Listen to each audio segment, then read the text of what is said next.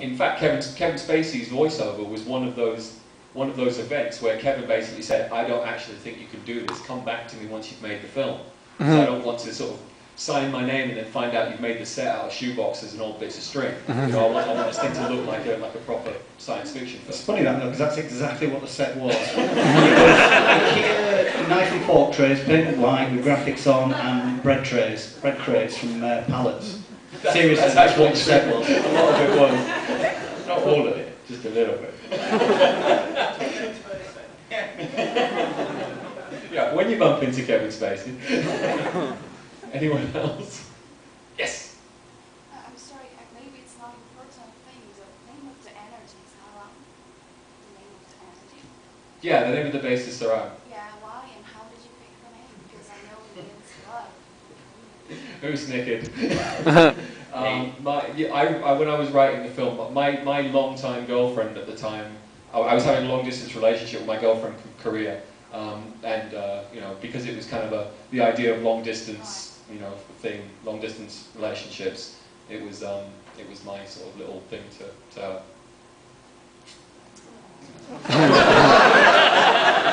How many brownie points? Next question. That base name did change. Originally it was called Moon Station Barbara, and the film was called Sammy and the Space Clones.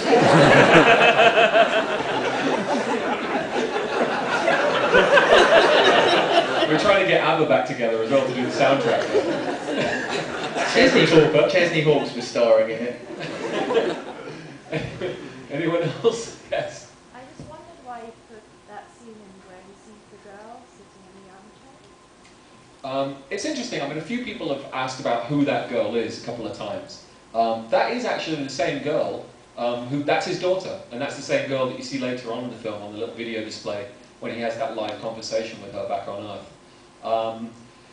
When we were originally doing the cut of the film, there were a couple of extra scenes, just little extra bits and pieces where you saw her a little bit more, and maybe visually you would have been able to make that connection a bit more. But we found that, you know, tightening up the film that you do when you're editing a film down, it just seemed extraneous and it felt like it was padding, and we took it out. And maybe for some people it maybe made making that connection a little bit more difficult. But you know, you gain things and you lose things when you're editing a film, and I guess that was one of those things where we thought it was doing less, you know, it wasn't doing as much good as we were hoping it was doing, so we took it out of the film. But it is the same girl that was that's his daughter.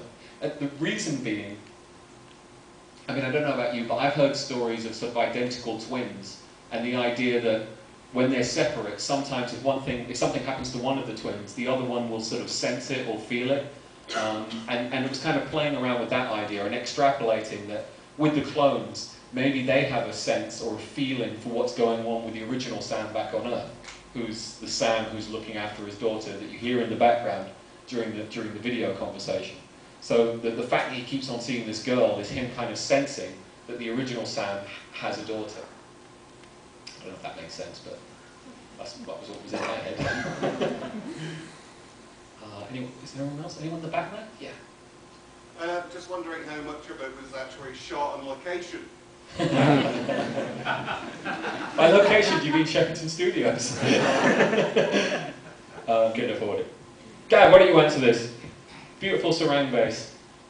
Well, it was all shot on Shepperton Studios. We shot on about 4 studios, and whilst we were shooting, we started off with the only film there, and we're like, it's a little British indie. Then Tom Hanks turns up with Angels and Demons. Ridley Scott turns up with Nottingham. Literally each side of us. Richard Curtis with the Richard Curtis brought the rock. Massive films taking up the whole place. Canteens full of all these like proper film stars and stuff, and we're all just there going, I think we're in the wrong place. And right strike happens, one by one, shut down, shut down, shut down. We're still there, and we went right the way through. And all of a sudden, we had access to all these excellent crew and technicians and stuff. And all the facilities, and everyone's just kicking around, and we're just we're making a film. People like the legendary Bill Pearson from Glasgow. Oh, Bill Pearson, yeah. Actually, yeah, is it relevant? You know Bill Pearson? He lives around here, so he's Scottish. You must know him. Scottish, and he goes to pubs. You must have heard him. He's a model miniatures builder, and he actually built the Nostromo from the original Ridley Scott film Alien, and he also worked on Outland. So he's like a proper science fiction, you know. Cool pedigree. And also the guy that built Gertie built R2-D2, which is quite nice. Legit, totally legit.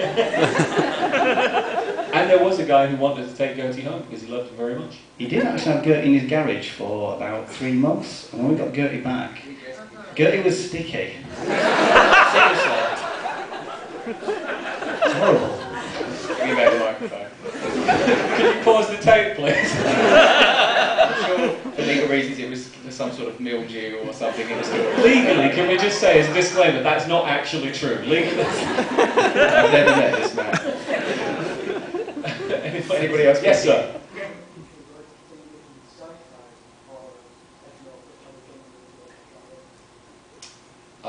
I do. There is another science fiction film I'd like to do, which I'm hoping I get to do. Basically, kind of the other side of the coin of this. Moon's obviously a very quiet, quite lonely film about sort of a fairly sort of sad state, you know, about loneliness and alienation and long distance relationships and all that kind of stuff. And the other film called Mute is kind of my love letter to Blade Runner, which is one of my favourite science fiction films.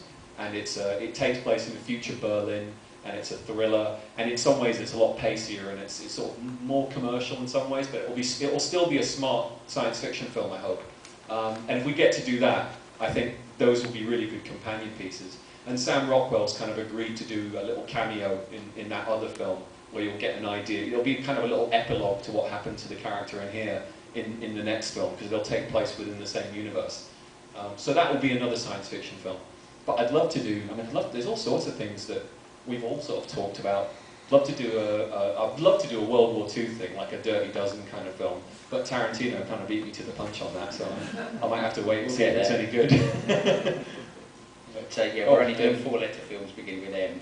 Yeah. I think we should talk a little bit about the World War II idea, but because that was the end. Well, all right, let's just do a little focus group, right? What do you think about this, right? A World War II film where the end scene is Winston Churchill in dungarees and a wife beater vest having a fist fight with Adolf Hitler in the middle of Berlin, with all the Nazi army on one side and all the British army on the other side. And Winston Churchill is fighting and he's hitting him with a shovel and he's smoking a pipe. How cool does that sound? Is that a win? It's all that brilliant ending for a film. You should do that. That would be so cool. It's something we talk about when we're in the pub, and I think that's brilliant. I think the kind of talks we have in a pub have nothing to do with the kind of films we get made. I'd go see that. You get my tenner for that. Well, maybe if we can make it for a tenner, we'll be all right. Anyway, yes? I just wanted to, it's not a question as such, I just wanted to say well done guys, what totally amazing. Thank you very much. Thank you. Hey, little British independent film, I think, science fiction film, we're very proud of that, and I hope you are too. No explosions in a sci-fi.